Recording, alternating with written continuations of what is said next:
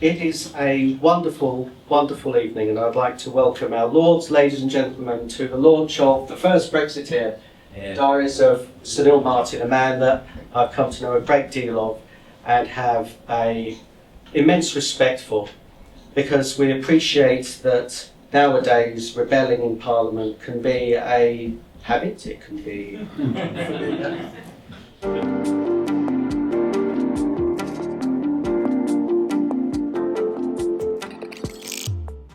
When I was discussing the titles for this book, I mooted a few to Patrick, and he said, yeah, you've got to do the First Brexiteer because Sir Neil Marten was. The diaries cover three themes, and approaching this I expected Europe to be the big theme.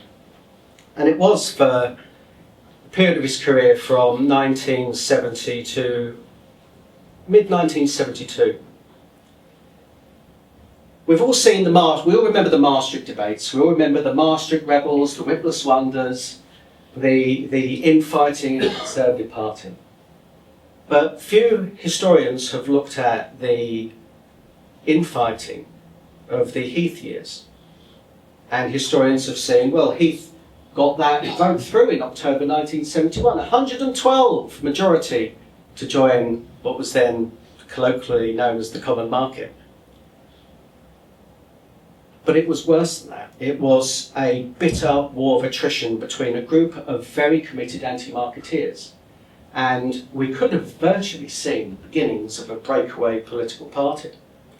The anti-marketeers were pressured by their constituency associations to fall into line. Drop your opposition to entry or face deselection. And there's a wonderful exchange of letters in the archives at the Bodleian Library between Neil and David Mudd, the MP for Camborne. And David Mudd said, well, there's one way to call off your executive. Call a by-election. It's worked for me. So he did just that and calmed his association down. But there was one episode on the 29th of February 1972 where Sir Robin Turton, who was an anti-marketeer, was the father of the house, he was elected when Stanley Baldwin was Prime Minister. He's declared, right, I've had enough of this. I will call a by-election if the Labour Party stand aside. And the Labour Party refused. Imagine the consequences if they would have said, OK, we'll stand aside. It could have been so different there. It was a period where the Conservatives had immense divisions, immense ideological divisions. Not too different from what we see today. And reading the diaries and editing them, the horror that Neil recounted of the Conservative Party going back on every single one of its election promises. But they fought back, and he supported Margaret Thatcher.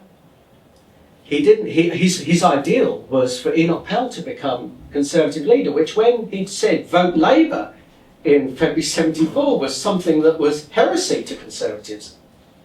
But he wanted somebody that was anti-market, anti-integration into a federal Europe to be leader of the Conservative Party. But he supported Margaret Thatcher. And Margaret Thatcher held private briefings with him. He told her what was really going on. It was a federalist, it was an integrationalist project, not to listen to her advisors. And you can chart a clear line from the briefings that Neil Marten gave Margaret Thatcher to the Bruges speech of 1988. And I'm so pleased that the Bruges Group have published these diaries today because it's a fitting tribute to the work the Bruges Group have done and to Neil Marten. And finally, he was a parliamentarian. He believed in Parliament controlling the executive. And the final third is his delight at the hung Parliament. Not many people and historians can recall the 74 to 79 period with any joy, but when Parliament defeated the executive, Neil Marten believed that that was the system working at its best, because it didn't just hold the executive to account, it was the voice of the people through which this country was governed. I hope you enjoy reading them. Please do buy a copy. You can speak to my wonderful publisher, Robert Olds, who is wearing a fantastic maroon suit. Hard to miss. Please do read them, share them, tweet about them, get the message out there. This has been a wonderful labour of love for me, and I've got so many people to thank. First and foremost, Anthony, Martin and the Martin family, Maggie, Ed, all of you, you've been fantastic. Your confidence has meant the world to me. The assistance of Damien Hines, Member of Parliament, has been helpful in tracking down email addresses and getting people out there. I'd like to thank my very patient wife, Tanya. I don't know where she's hiding here. Got a louder applause than me. I think that's well earned. And a similar level of applause to my mum and stepfather Ian, who are here as well. Thank you so much for everything. Robert Olds and the Bruce Group for publishing and bearing with me with drafting and redrafting.